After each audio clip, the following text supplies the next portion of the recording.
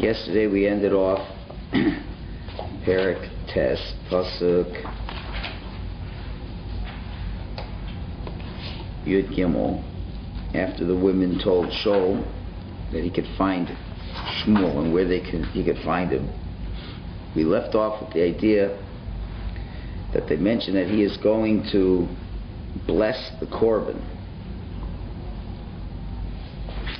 We brought down from Meforshim saying what would be the bracha on the Korban, and Rashi tells us it's so hard to find anything in these Mikros Gedolos. Who brought the Korban? Shmuel. I mean, they all brought it, and Shmuel would make the bracha on it. I mean, he was a Levi. So, where is Rashi? Here you have it here, and then the next place the Rashi vanishes. There it is. He makes the bracha Asher Kisham Tzivanu le'echol es hazevach, to eat the korban.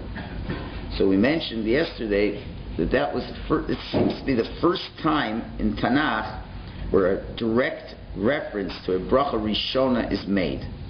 A bracha before eating is made. So what is the significance of putting that direct reference here, of all places in Tanakh? It must have some relevance. So if we look in what Reb Tzadok says in his Sefer, one of his from Dover Tzedek, he says the following. He says this concept of a bracha before eating that the rabbis established is not from the Torah Shebechsav, not in the written law, not the 5 books of Moses, not a commandment. Why? He says, Ki aksav hu mafurish v'goli l'chol. That anything that's written in the 5 books of Moshe that's written, that is revealed. You can clearly notice it. V'davar zeh eina nigla adayin l'chol b'olam hazeh. And this aspect is not totally revealed to everybody in this world. Here's the main point now. Kol zman shlo nimcha Amalek ein Hashem shalom. As long as Amalek is not destroyed, Hashem's name is not complete. Rak birchas hamazon la'achareh, only benching, which comes after eating, keshehu sava, when you're full, makir shatova lohesa muzaras umurachekas m'Hashem yisbarach.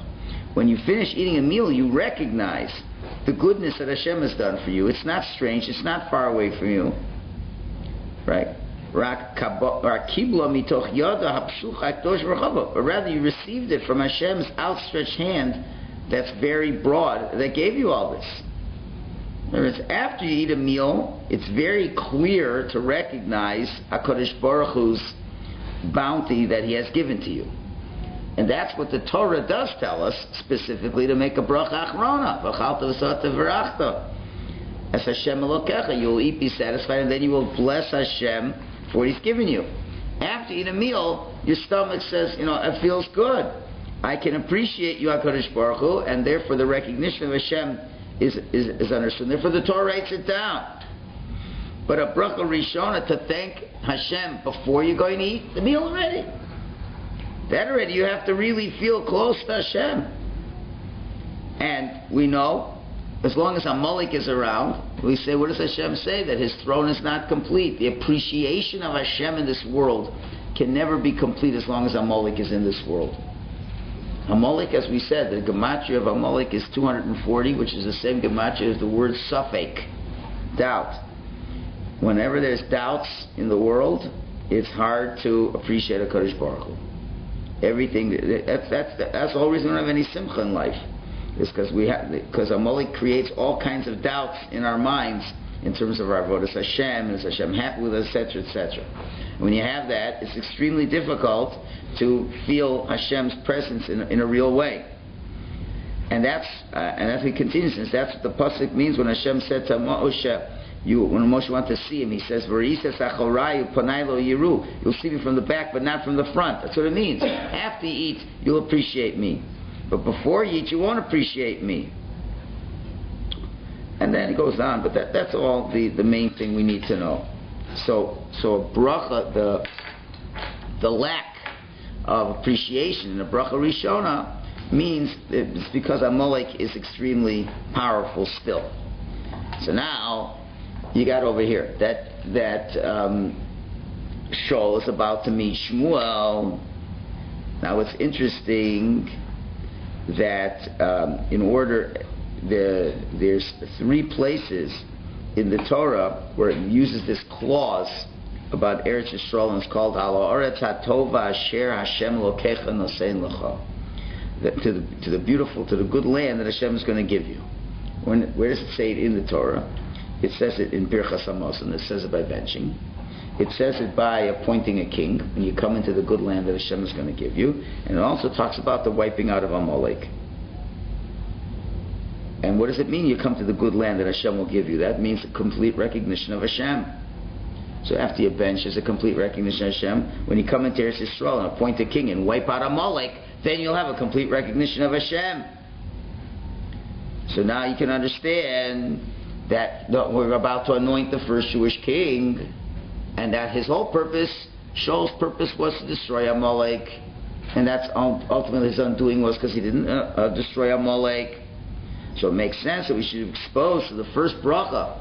And you can imagine that when Shmuel made the bracha, you could sense the kedusha, because Shmuel is from the other world. So when he's kind of showing him, they're saying, he's going to make the bracha. And maybe Shaul even saw him make the bracha. Probably he did. He saw him make the bracha.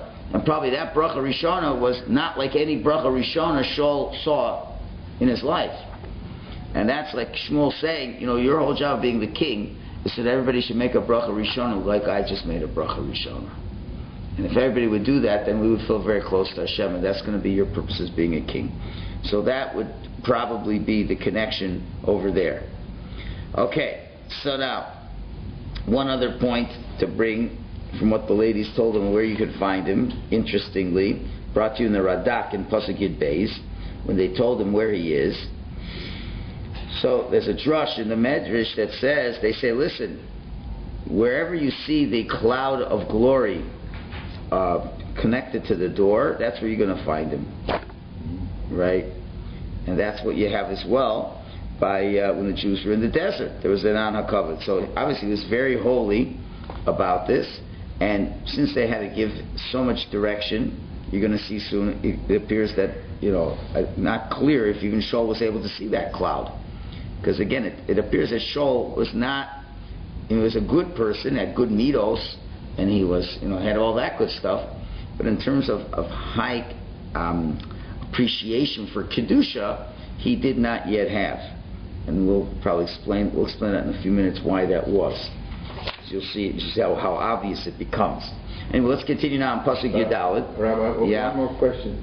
This is the first time that the bracha Rishona is mentioned, but that does not mean that was the first time that Shmuel made the bracha. No, they've been making it for a long time. They've been making it for a while. A long time. But here's the time that the Navi, in Tanakh, it is referenced. It's referenced just as a matter of fact. Again, they're not teaching halachas in the Navi, saying he's going to bless the korban. Yeah. We never found anybody blessing any food. Going on for a while. Of course. Yeah. But here's the point. Here's the place in Torah where it mentions it overtly, and that's what's important. Wouldn't it be that the bracha was to make the zevach kasher and not avodah zarah? It's already after. No, you're already eating it. It's already after the service was done. The meat. Before they ate. So he made the bracha al zevach that this is a kosher one. Could be. Okay, fine. Avodah zarah. Okay. Okay, could be. Yeah. Okay, it could be. Okay, Yud Dalet. Vayalu ha'ir, so now they come up to the city. Hema boim besochir, they're coming inside the city. V'nei Shmuel yotze likrasam la'los habama. Shmuel is going towards them to go up to the bama, to go up to that high place where the Mizbeach is. So again, you see the divine supervision again, that Hashem has prepared that Shmuel should come out to them. They wouldn't have to look for them, and at the exact time that they're supposed to meet each other, right, is that moment that he came out going out to bring the korban. Now we get flashback to 24 hours before. This is where you ask me, how do you know all this? So now the Navi inserts 2 psukim that are going back 24 hours in time. Tesvav. Hashem Gola es ozen Shmuel. Hashem revealed to the ear of Shmuel, Yom echad lifnei bo Shol lemor. One day before Shol came, telling him the following. Tezayin. Ka'es, at this exact time, Mochor, tomorrow, Eshlach elocha ish me'eretz Binyamin. I will send someone to you from the land of Binyamin. Umeshachto lenogid al ami Yisrael. You will anoint him to become a nogid, which we'll translate in a minute, on my people of Israel. V'oshias ami miyad Plishtim. He will save my people from the hands of the Plishtim. Ki ra'isias ami ki ba'a tza'akaso elai. Because I have seen my people, my nation, that their cries have come out to me. Now this pasuk is that there's one obvious word that is missing here. What? Melech. What happened to the word king? What word is being used instead? Nogid. Nogid. That's right. Not a melech. So what's going on over here? Right? So we're going to see as we go throughout this that Shmuel only calls him a nogid. He never calls him a melech. Now, one reason is if you go ahead in the Malbim in the next parak in Pasuk Aleph, and when Shmuel takes the flask of oil and he pours it on him, and he says Hashem has anointed you to be a nogid. So there the Malbim says he used the expression of nogid and not king, because it wasn't really so sure that his kingdom would be one of an inheritance like the normal way it works by a king. In other words, there was a lot of doubt as to whether Shaul would be successful. A melech is someone who he's a king, and then it goes on, through descent. That your children become a king. That's what a king is. That's the whole point. If it doesn't work that way, then it's holus bolus. It becomes elections and this and that. The whole idea of the monarchy, one is stability. Just like by the Kohen Gadol. Kohen Gadol, it goes to the children. Father to son, father to son. That is what guarantees stability. To be a melech, you have to have that stability. So at the time when he appoints Shaul, it was not yet clear how stable this would be. It wasn't clear. Or even in the beginning, it wasn't sure that this would be the one that would go on from generations. And if you know any Kabbalah, you know for sure it couldn't be. Because remember, he's from Shevet Binyamin, which is from Yosef, which is Mashiach ben Yosef. Mashiach ben Yosef never is permanent. He gives way to Mashiach ben David. A discussion which I'm sure we'll have at a later date. But so clearly he couldn't call him the Melech, because he would never really be the ultimate expression of what a Melech was. So that's important. Now. The expression they use? Nogid, Nun Gimel Yud Daled, Nogid. That's what it's going to be called. Now, you see what Hashem's already telling what the purpose of the king is going to be. Shmuel was getting old. He couldn't rebuke the people as he was able to in a way that they would listen. The people continue to sin. The police should become strong again. So obviously you need someone to be able to handle this. So now, if you look at the Malbim, I believe, in Pasuk Yud Daled, on the word Nogid,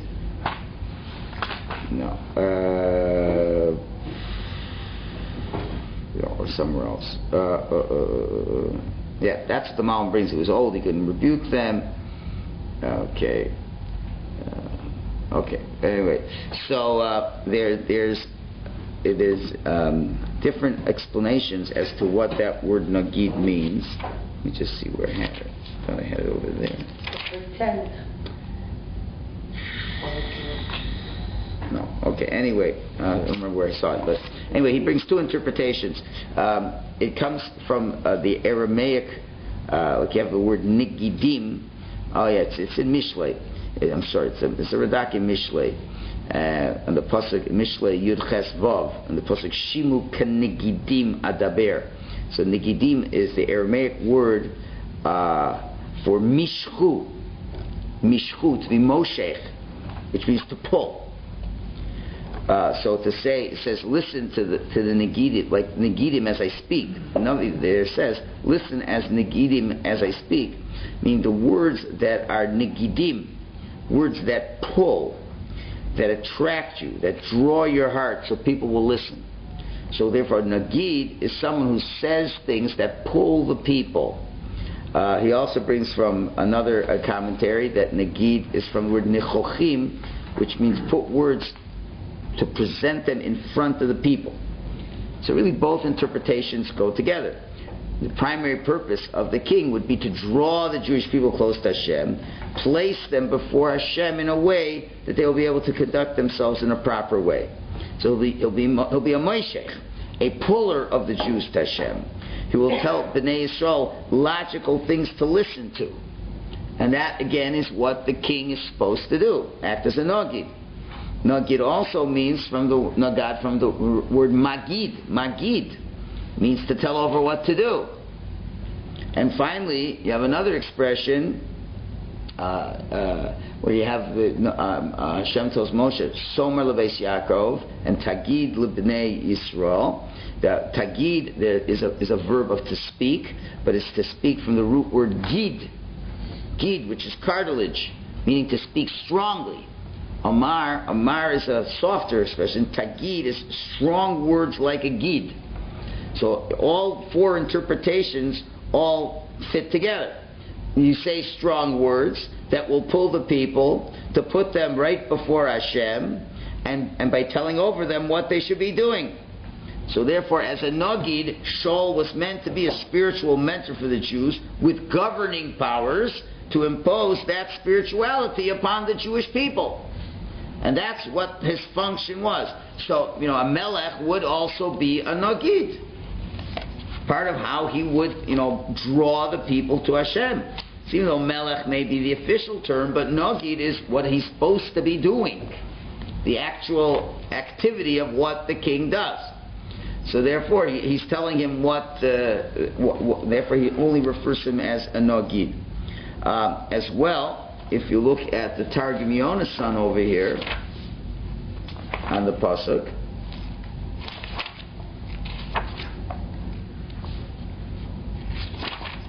on Pasuk, he tells it's in a little bit later on in the Pasuk. Well, let's just hold on. Let's just wait. We'll come to it in a second. All right, so let's continue on inside. So a Nogid, okay, a Melech is also a Nogid. So what's a Melech more than a Nogid? Melech is something that's going to be permanent. Just a permanent. The monarchy is a permanent thing. That's the difference. That's one difference. But you'll see there's more differences.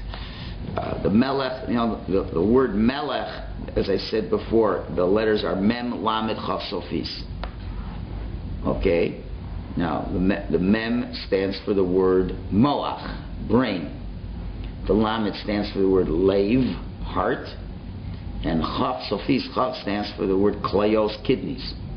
What's the significance of those three organs? So Kabbalistically, these are the organs that are associated with the three levels of soul, of Neshama, Ruach, and Nefesh, in that order. The Neshama, we'll start from the reverse.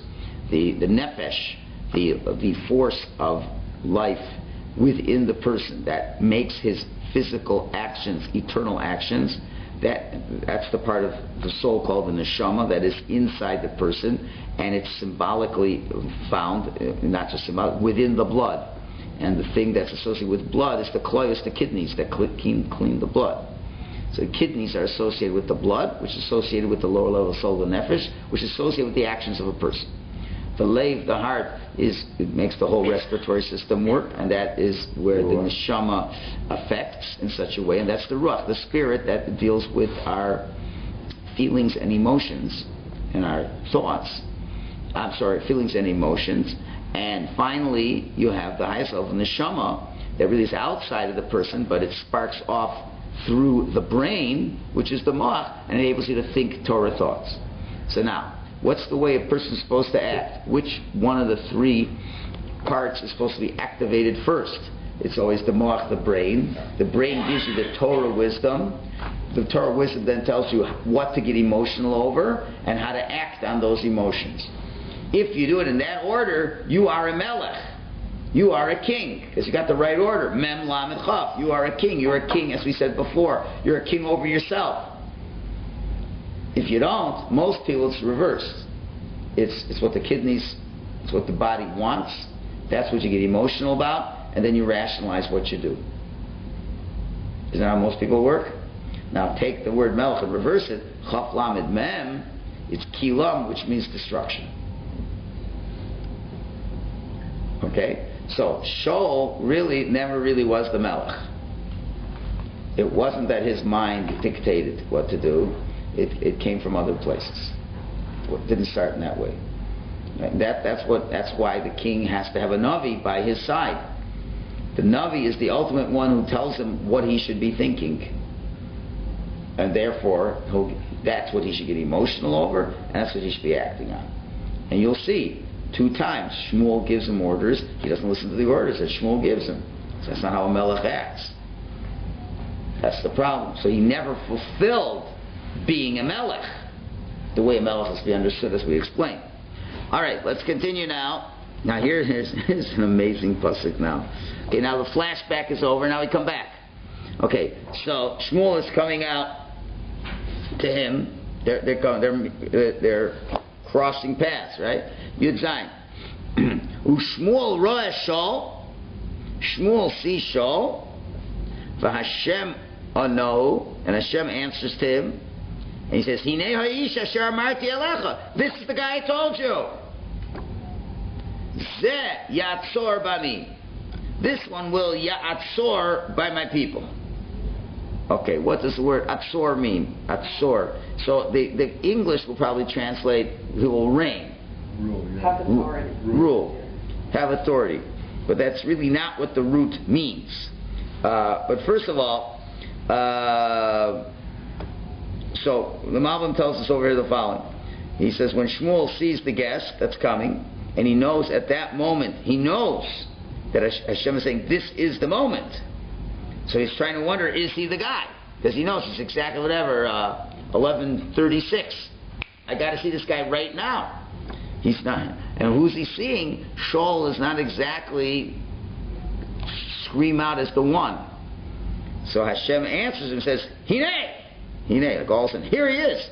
Hinei is always like, surprise. So when you have Hinei, it's always like something not regular.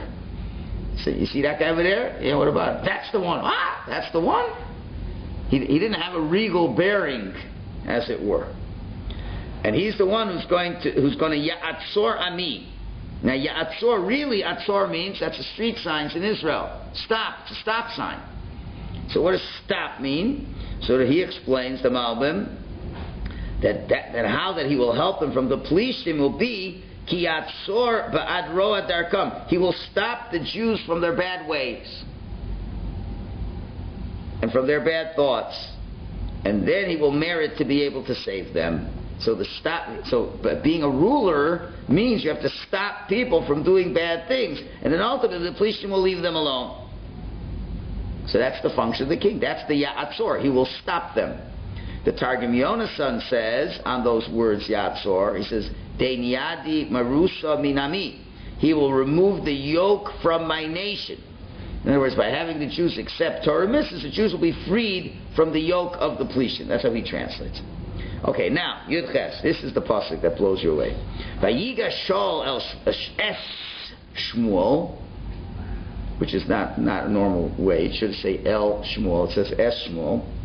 B'soch hashar. So Shul meets Shmuel inside the gate. Vayomer, and Shul says to Shmuel, Hagidun Ali, could you please tell me, Esa Beis Haro, where's the house of the seer? Okay, he's looking right at Shmuel. I think, can you tell me where Shmuel is? Now, that's unbelievable. Yeah. Like, I mean, don't you think Shmuel is a tzaddik?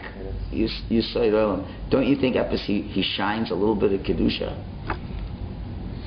You don't think he's going to be a little bit different than the women that he spoke to? That he can't even tell that. So how do we understand this? So the only explanation you could give.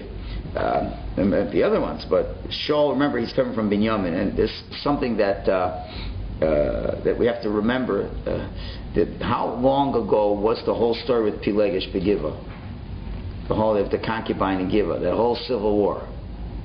Okay, it's Machloikis exactly. Most people says the end of the period of the Shoftim. So it could have been that long ago. The whole Sefer Shmuel can't be more than the 52 years that Shmuel's been around. And nearly the entire tribe of Binyamin got wiped out. Right? There's only a very small amount of people wiped out. But what do you know more about Binyamin? Lots of bad guys living in Binyamin. Right? So Binyamin, in a certain way, they were outcasts. And didn't have lots of contact with tzaddikim. So, he didn't really have a great grasp of what Kedusha was all about. Living in Binyamin at that time, he was very far removed from being around holy people, recognizing holy people. They weren't a very holy shevet at this point in time. So therefore, the way you're raised, you can imagine, think anybody in Binyamin took their children to go see a tzaddik? I was thinking, how could it be that his whole life is... So I'm saying, so you go ask a secular Jew to go see a great Rebbe. He says he's an Amish guy. And that's all. And they wouldn't know anything more about it. You have to be able to tell Kedusha. So you can see how far away Shul was from this aspect. How old was Shul at this point? Do you know? I'd have to think. I don't recall offhand. I have to think about it. Can't be that old. So what's with the L instead of the S? The Shul meets S Shmuel and not L. So the truth is, Shmuel went out of his way when the time came and Hashem said, "This is the guy." He made it a point for him to put himself in front of Shul. So it's not so much that Shul was the one that went over to Shmuel, as much as Shmuel made it look like he was walking past him, made the efforts to get close to him, until Shul was able to meet him, right? And so that's the difference of those the conjunction over there. So instead of Shul going to him, then it would be Vayiga Shul El Shmuel. But now it was Es Shmuel, because Shmuel really did more of that than Shul. All right, pasuk Yates. So now what's the answer he gives him? Vayan Shmuel Es Shul. Shmuel answers Shul. Vayomer, he says, Anochi haroeh, I am the roeh. Alei lefanei habama, come up before me to the bama. V'achalta mimi hayom, you'll eat with me today. V'shilachti cha b'boker, and I will send you away in the morning. V'chol asher b'lvavcha agid loch, everything that's in your heart, I will tell you. So it's interesting in this pasuk over here. We bring from the Yalkut Shimoni the following. Hashem said to Hashem criticizes Shmuel for what he does over here. What does he criticize him? Because he asks him, "Are you the seer?" He says, "I am the seer." So Hashem says, "Ata kair atzmacha roya, you call yourself a seer? Ani maracha davar shein atara, I'm going to show you something you can't see." In other words, there's a tinge, the slightest tinge of arrogance in Shmuel, in saying, "I am the seer." You could say, I'm the one you're looking for. If you're looking for Shmuel, I'm the one. That'd be a more modest way to say it. Like you're saying. Yeah, Biladai, it's not me. Are you the one they say? Are you the one they say that can tell dreams interpreter? He says, Biladai, it's not me. Hashem is the one who interprets dreams. So Shmuel could have said, Hashem is the one that lets me see.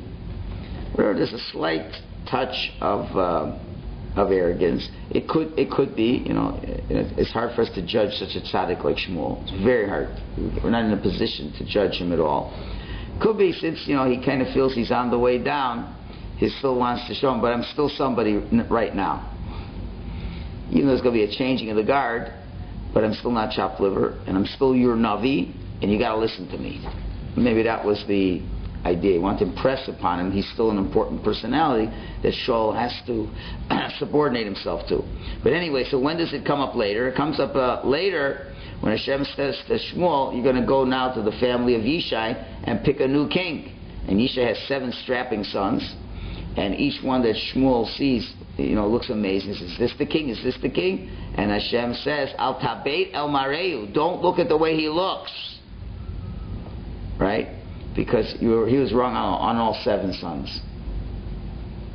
He couldn't recognize kingship in any one of them. He thought he saw the king, but he couldn't see. Only until he brings David HaMelech later is he able to show him who the king is. And we had a similar event in the Torah when Moshe said to the Zekanim, he says when they appointed new judges, and whatever is too hard for you to understand, go bring it to me and I will explain the halacha. And again, from Moshe's level, whatever, it was a fraction of arrogance, right? And Hashem says, I'm going to show you something that your students know and you won't know it. And there were certain halachas that Moshe forgot. They didn't know. So therefore, again, to show something. So you got to be careful when someone says something, you an important thing, or you this, you kind of don't have to, acknowledge it to that point. Okay? Now, what the Malin says, what he meant, V'chol asher b'vavcha, whatever's in your heart I will tell you. Any doubts you may have regarding Torah or wisdom, I can help you with this. Okay, Pasukov. And now you're wondering, why did Malbim learn Torah and wisdom? Why didn't it say about your donkeys? You know why? Because the next pasuk he tells them about his donkeys. He knew what he was coming for. He's coming for the donkeys. But he said, tomorrow morning I'll tell you everything that's on your heart. Well, why didn't we interpret that as the donkeys? Because in Pasuk Chaf he says, V'lasonos ha'avdos lecha hayom shlosh hayomim, and for the donkeys that have been lost to you for 3 days. Who told him he lost donkeys? Hashem. Hashem. Right. Al tasam es libcholem. Don't take your heart. Don't take it to heart. There was only one. No, asonos, donkey. No, it always said. Yeah, okay. No, it didn't say 3. 3 days. Oh. We know it's a plural of female donkeys. We didn't know, but he'd been searching them for 3 days. No, there was only one. Okay. No, so al tasam es libcholem. Don't take it to heart. Kinam, because they've been found. And to who is all this, how do you translate chemda? Property. Desires. And to whom is all the desires of Israel? It's you. And to all your house. Well, what does that have to do with the pasuk? So we'll see in 1 second. So Malbim says, you don't have to worry about the donkeys. Number 1, they've been found. And number 2, even if they were lost, but all the desires of the Jewish people are in you. In other words, you're so great, you don't have to worry about it. Because something much more important is going to be happening that you don't have to worry about. As we obviously are going to see in a minute. No, why? No, you are the chemda. You are the desire. You are all of the. Who has all the desires? It's you. You are going to be the ultimate desire of all the Jews. You're winning the jackpot. Don't worry about this. Okay. So it's interesting. So it really comes out that Shaul never really found those asonos. It's also symbolism here. I mean, usually you're sent on a job. Well, you're sent on a job and you didn't get to accomplish the job. You never found the asonos. So remember what we said last week. The symbolism of the aton is that you're able to get nevuah even though you don't deserve it. Right?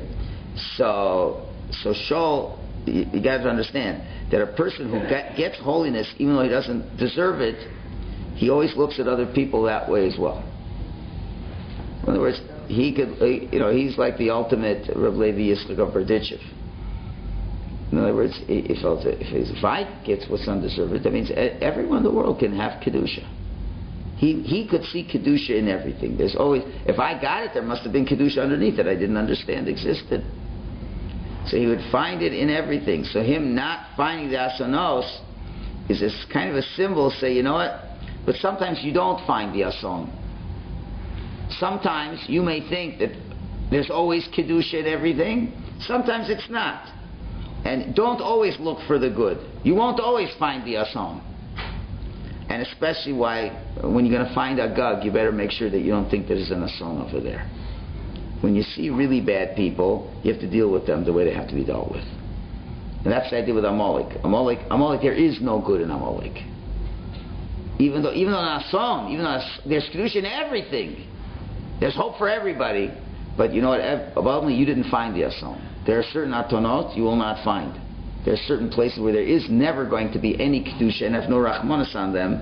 And this is kind of the hint, which obviously where he fails in. Pasuk of Aleph. Vayan Shaul, and Shaul answers him because he already is hearing some great praises and accolades and great futures. He's saying, Vayomer says, Hello Benyamini Anochi. I'm a descendant of Binyamin, Miktari Shift Yisrael, from the smallest of the Shvatim, in age and in number and in spirituality. We're not a great Shevet. Umishpachti Hatzira Mikol Mishpachos Shiftei Binyamin. And within the families of Binyamin, I am the youngest family. There's such an expression before in Shoftim, do you not recall? Was it Gidon? I believe it was Gidon or Yiftach. I always mix the two up. But I was saying, why did you speak such a way? Why are you telling me all this? You do. Right? And that's what the Malbim spells out. That Binyamin at this point was very small and very despised. You have to realize the people who were not Binyamin, it's like, how did the people from the northern states, United States, feel about the southern people after the Civil War? Look at all the trouble you guys made. Look how many people died because of you.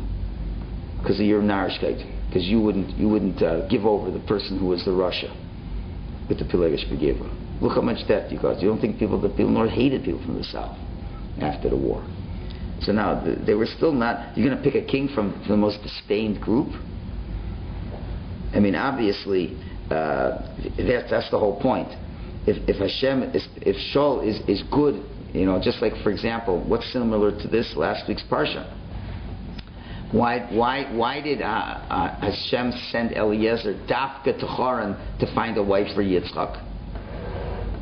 I mean, remember, as we learned from the mystery of Chug, Yitzchak had the midah of Gvura. So he had to find a wife who had Chesed. Right? He had to find a wife with Chesed. So the question is, Eliezer says, you know, there's a lot of Canaanite women here. And the Canaanites, you should know, I don't want to get too bogged down into this, but whatever the Avos represented, there'd be a nation that would represent the opposite. So Avram represented Chesed, and Canaan represents Chesed gone awry. And that's why they're so immoral. Morality is the negative application of Chesed. So Eliezer is saying, so we'll find someone from Canaan. They're filled with Chesed. That's the good counterbalance to Yitzchak. So he says, yeah, a chesed of Kedusha is a good counterbalance to Gvur of Kedusha. But chesed of Tumah is the worst thing you could give for Gvura of Kedusha. Because, you know, what does that mean?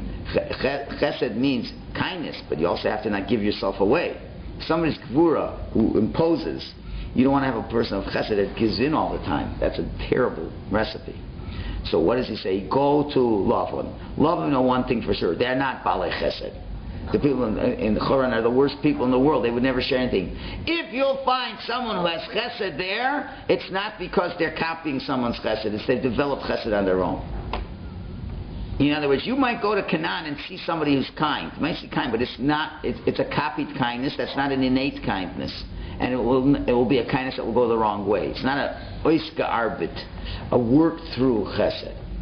If you are at a place where there bedavka is no chesed, and this person will show you incredible chesed, it wasn't like this is the minhag avosenu b'yadeinu, this is our custom. That means the person themselves went against the trend. So I think that's the same thing over here with Shaul. These are really not a very spiritual shevet. If you can find a good man from the lowest of the low, that means he must be unbelievably great. Look what he had to go against. And that shows more. And this was the hope. This was the hope of what a king can do. What's the one characteristic a king definitely has to have? Not to follow the crowd. So now, you go to any other shevet, you find a tzaddik, it could be he's just following the crowd. Every shevet had tzaddikim, not Binyamin. So if Shaul is a tzaddik, at least the midos, right, that means he's able to go against the crowd. He didn't follow the crowd. So we want someone from the absolute worst shevet. Binyamin was the absolute worst shevet. And because of that, we're going to find a guy who's the absolute best. And that shows who he really is. And that's what Shmuel is meant. It's interesting, when Shaul responded and says, I'm from the smallest shevet, right? We found that Shmuel didn't bother to answer that question. Because the next pasuk says he already takes him and he moves on. He just tells, I'm going to take the May office. He does not respond to that point, meaning to say that maybe there's just nothing to respond to. Okay.